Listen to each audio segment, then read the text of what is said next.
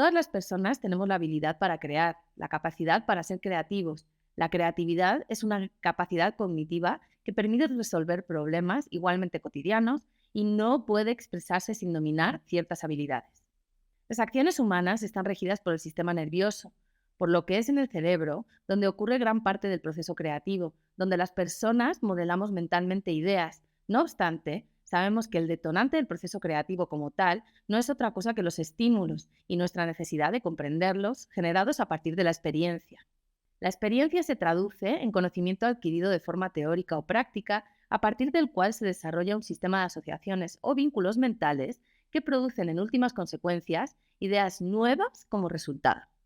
Esta experiencia, al estructurarse alrededor de estímulos externos, está inherentemente vinculada a la sensibilidad, que no es otra cosa que la capacidad de observar con todos nuestros sentidos el mundo que nos rodea.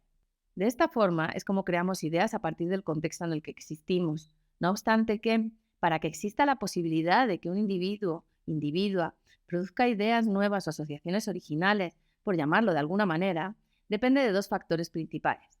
Por un lado, de la abundancia de ideas que éste o ésta es capaz de generar, aun cuando estas ideas puedan parecer simples o incoherentes. Y por otro lado, de la facilidad del sujeto para moverse en diferentes niveles de pensamiento, asociando elementos distantes entre sí o que aparentan, a simple vista, no tener relación.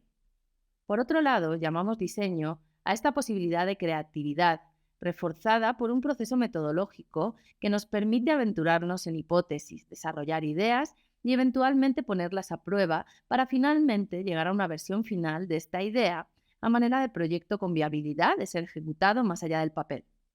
A diferencia del proceso analítico del método científico, donde un problema se descompone en elementos asibles para poder encontrar una solución absoluta, el diseño trabaja a partir de la incorporación de cada vez más variables que perfilan con mayor precisión el problema a resolver.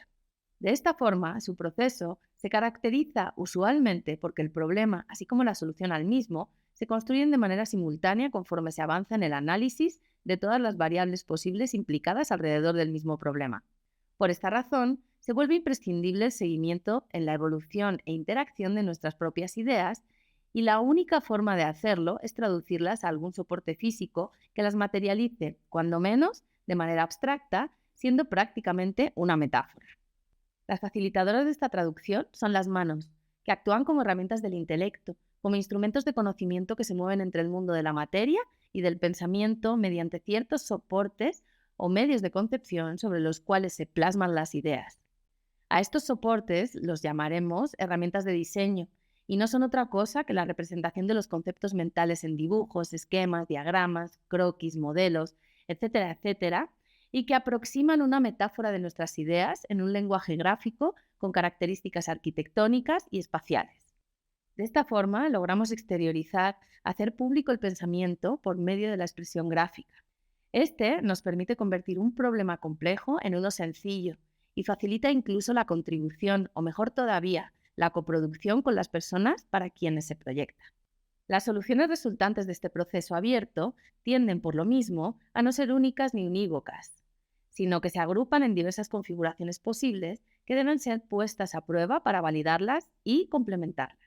De esta forma, aunque todos y todas sigamos el mismo proceso, el resultado siempre será diferente porque cada persona le coloca sus experiencias vividas y su capacidad creativa. De alguna forma, los procesos creativos de la persona se convierten en el timón de la acción detonante del paso de la imaginación a la materialización. Bajo este contexto, el papel de cualquier diseñador no debe comprenderse como el de un sujeto creador aislado o innovador inspirado. Es memoria individual y colectiva. Es experiencia adquirida e interpretación de la técnica y de la historia.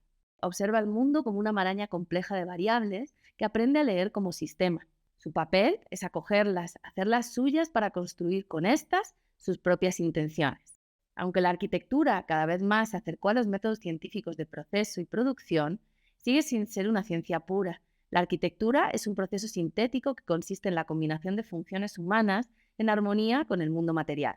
Para finalizar, recordamos que la investigación arquitectónica sí es analítica. Sin embargo, siempre habrá un elemento de instinto y de arte. Es decir, buscamos siempre hacer una arquitectura más humana.